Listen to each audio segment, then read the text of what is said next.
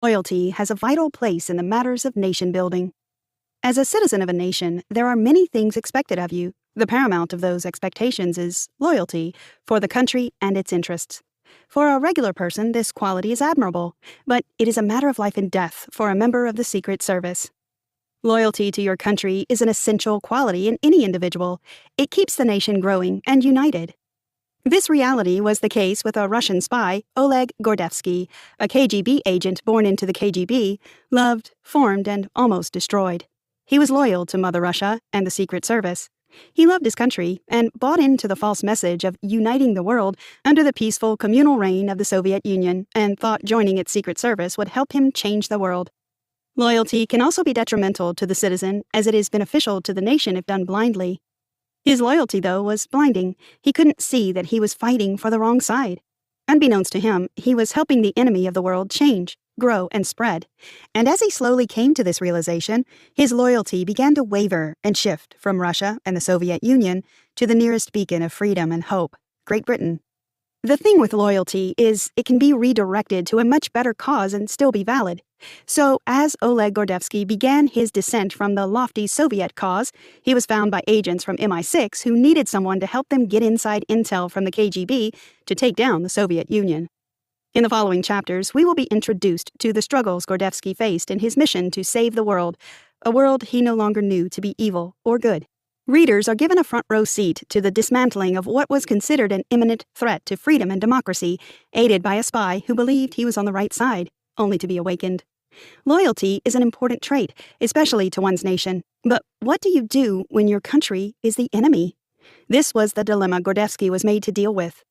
Two people can listen to the exact words and hear entirely different things. Ben McIntyre, Chapter 2, Into the World of Espionage, The Myth, The Gory Truths. Ben McIntyre officially introduces readers to yet another spy thriller for their ever-growing appetite for all things covert and mysterious. But what do we know about the world of spies and agents? Aside from the movie depictions, we barely have enough context on the reality of it. Thanks to the James Bond movies, we have bought into the false image of its panache and luxurious lifestyle, but that's far from the truth. Espionage isn't as it is depicted in movies, it's more profound and more dire.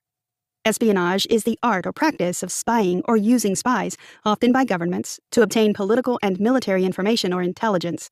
Unlike the flair it is usually written to have, it is a much more sinister reality. It involves more tact, diplomacy, and information, and not the usual gunplay. The art of espionage involves a lot of finesse and calm plotting, and surprisingly, a lot of politics. Oleg Gordevsky was the quintessential spy, knowledgeable and blessed with a very prodigious memory. He used these skills and gifts to supply information to MI6 and even the CIA. He was instrumental in the Reagan-Thatcher coalition that would eventually lead to the fall of the Soviet Union.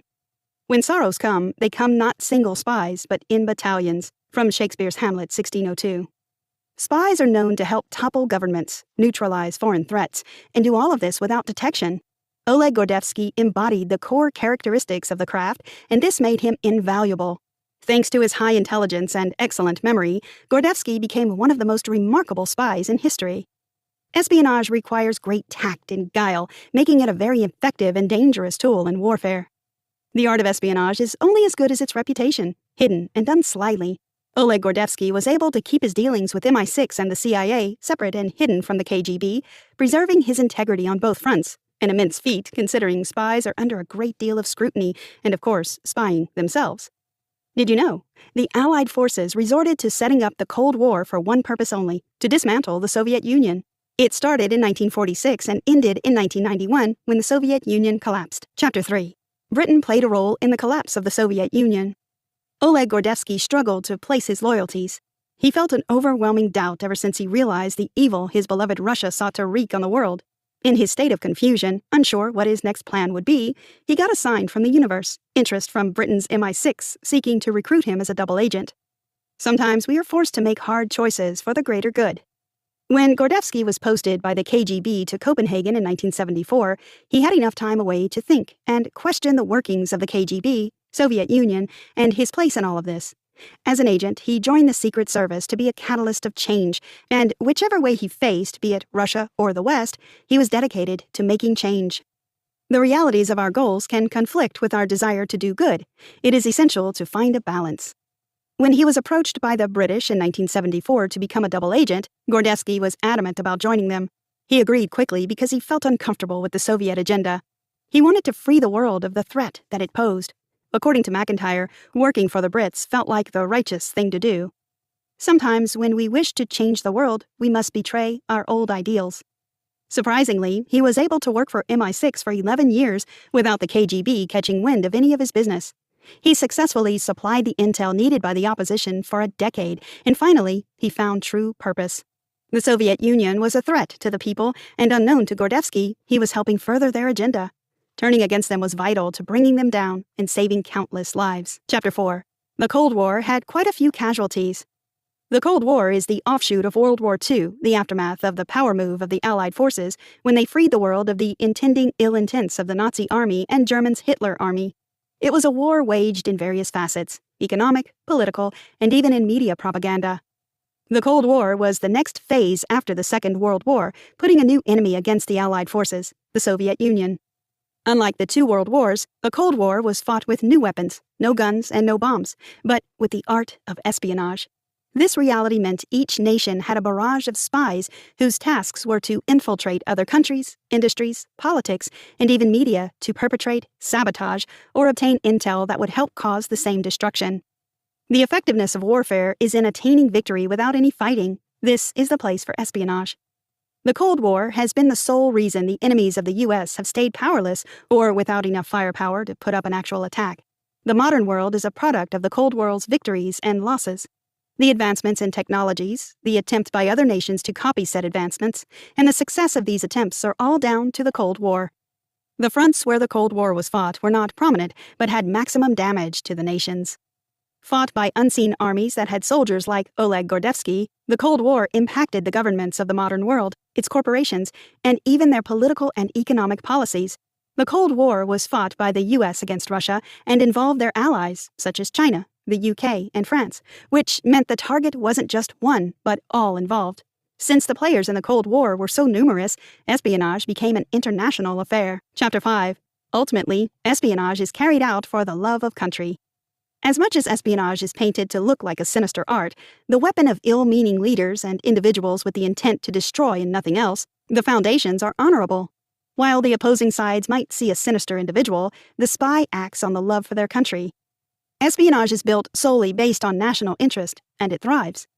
When a spy acts, it is in the interest of their country and a desire to do its bidding.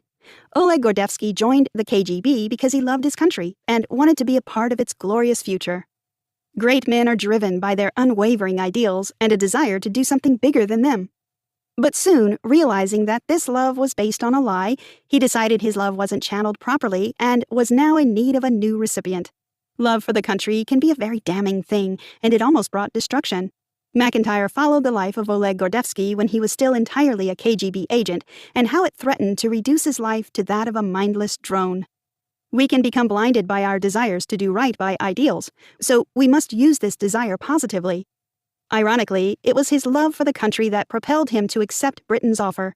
His goals had not changed. He still wanted to change the world, and although he tried to do it in line with the Soviets' vision, and continuing in the Soviets' agenda was because he found out they had sinister plans of world domination, and many innocent lives would be hurt or lost.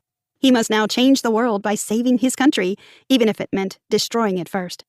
Oleg Gordevsky is noted to have leaked vital KGB information to British intelligence through a series of discreet handoffs and correspondence that would ultimately prevent open nuclear war with America. This was his greatest accomplishment. Chapter 6. One may call spies traitors, but to the other side, they are saviors. The theme of this summary is that of betrayal and defection. It is the story of a spy who broke the trust of his fellow agents and his country in the process. Oleg Gordevsky was the quintessential spy, intelligent and intentional with the execution of his tasks. He used his skills to do the bidding of his nation so much that he was almost a casualty. Spies are loyal to the country and will use their vast talents to help achieve the nation's goals. When Russia viewed his career, though, they perceived it as a tale of betrayal and not loyalty or love for the country. This history is his legacy, and his status as a defector isn't one they will quickly forget. The scars he left were deep enough that his life was at risk. Knowing that his life was in grave danger, the wives of two British spies helped to smuggle Gordevsky through the border between Russia and Finland. He was almost discovered by hounds, but the ladies thought ahead and put used diapers and cheese in the trunk with him to mask his scent. In 1985, after a decade of working with Britain and the United States governments without being discovered once, his cover was blown, his life threatened. Although there was no solid evidence proving his crimes, the USSR charged him with treason, claiming he spied for a foreign power. There are suspicions that Aldrich Ames, a high-ranking CIA officer, was selling secrets to the KGB and might have been the one to expose Gordevsky's dealings to Russia. But for those 11 years, he was an active traitor in the eyes of the Soviet Union, and rightfully so. In his mind, he was only championing the survival of the modern world, free of the ideals by which the Soviet Union operated. The spy and the traitor is a fitting name, but Oleg Gordevsky was a savior to Russia and the modern world. Conclusion: the life and times of one of the world's most successful spies in history, Oleg Gordevsky, takes us through a barrage of events and occurrences with world change as a result. We get into the man's mind that the world tagged a hero, but his own country considered him a traitor. We also see just how hard it must have been to keep his loyalties in check without alerting the agency of his defection. The life of Oleg Gordevsky is one of espionage, loyalty, and an undying, untainted zeal and love for the country. These are the things that drove and shaped him in his life's choices.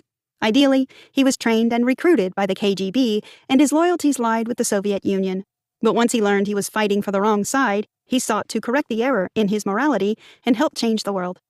Although Oleg Gordevsky loved his country, he knew that it had to be stopped. This feeling made it much easier to shift bases when the opportunity presented itself in recruitment by MI6 to help give them a picture of the thought processes of the leaders of the Soviet Union. This move was crucial for undoing and toppling the might of the Soviet Union through a swift play in the ever-Cold War. Oleg Gordevsky is a real-life superhero who had to choose the greater good over his selfish desires. He defied Russia and opted to save the world instead, averting what would have been a massive nuclear event. Try this. When life presents you with the opportunity to affect significant change in the world through your profession, be ready, open-minded about it, and always make sure it isn't a purpose that's bound to cause more harm than good.